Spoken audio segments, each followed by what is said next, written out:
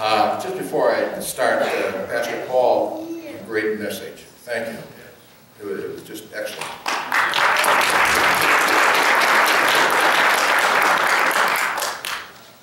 Being the stewardship chairman of most congregations is kind of a task where you don't want.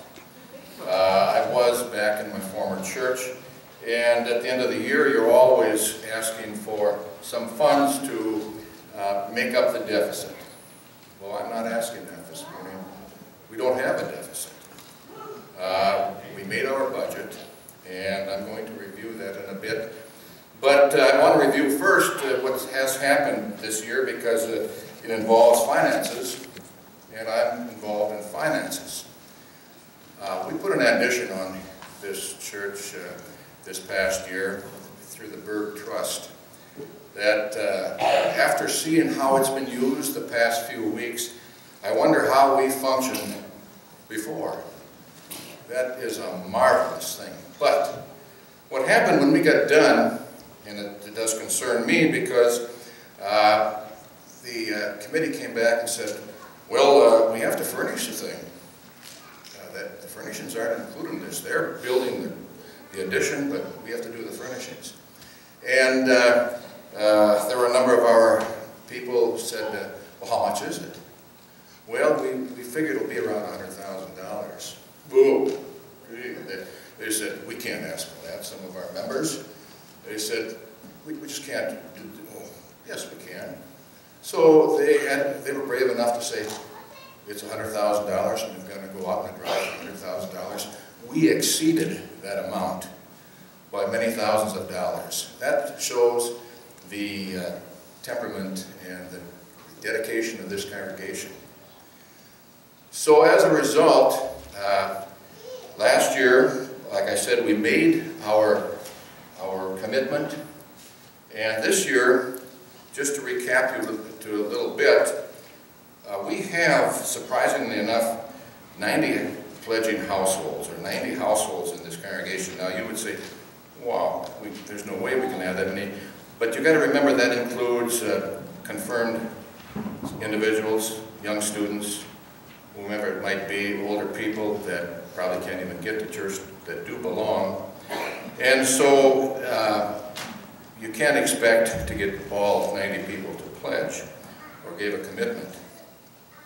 But being the fact that our next step here is going to be, we think, a columbarium, and I happen to be dragged in by Butch Essig into that committee, and we're meeting again today to talk about it, and again, the money is going to be more than we expected.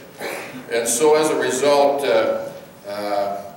that's our next project, and the reason being is we actually have a few people waiting to be there, in the form of ashes, of course. There are some that want to buy a niche in the columbarium and be there. So that's our next project, but in the meantime, we have gone out and sent out 55 pledge cards to people here, and to the household, well, I should say to the 90 households, but we got 55 cards, pledge cards back.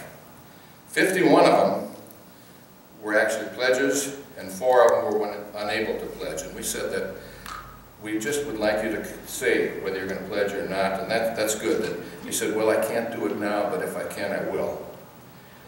19 households increased their pledge over last year. We had 8 new households, members that joined, that pledged for the first time. Now, back in 2016, our pledges were, off of these cards that came in, $163,500 and some dollars. This year, in comparison, our pledges were $195,496. That's over $30,000 more. So we have estimates of where we're going to be, because we will find that there are some households that did not respond that will be giving money, and so we estimated that we're going to get another $7,500 there. And we have many people that are going to be joining this congregation. We're figuring that maybe we can get another $10,000 there. So that we hopefully will have the giving for 2017 at over $212,000. We have not decided, or the board, the ministry board has not decided on the budget for next year, and I think it'll probably be more than the 212,000 that we, or 213 that we plan on getting in. But that does not include special offerings for Easter, Christmas, and so forth. We think will increase too. So we're anticipating that again next year we will not have to go out at the end of the year and look for money. Now, the last thing I want to say is, being that I'm looking at the money, you understand that this particular week now is Christmas week. And it's the strangest thing because Christmas Day falls on Sunday. Now we have in our box there envelopes, and I checked it again. They have an envelope for Christmas Eve and Christmas Day and for this Sunday. Now folks, don't forget when you give on Christmas Day your offering for Sunday also, because historically a lot of people forget or don't. They say, gee, I'm giving several $100s now at Christmas. I don't know that I can give the Sunday too and put them both in. Be sure to bring both pledge cards on Sunday so that we don't have a starting out a little bit behind. Because Peace here is a giving church. We have done so well in the past few years. We are excited for a coming year, but we do need more funds because of the addition, the added staff, and utilities and so forth will go up. So we ask that you remember now at Christmas time your offering and your Sunday offering. Thank you.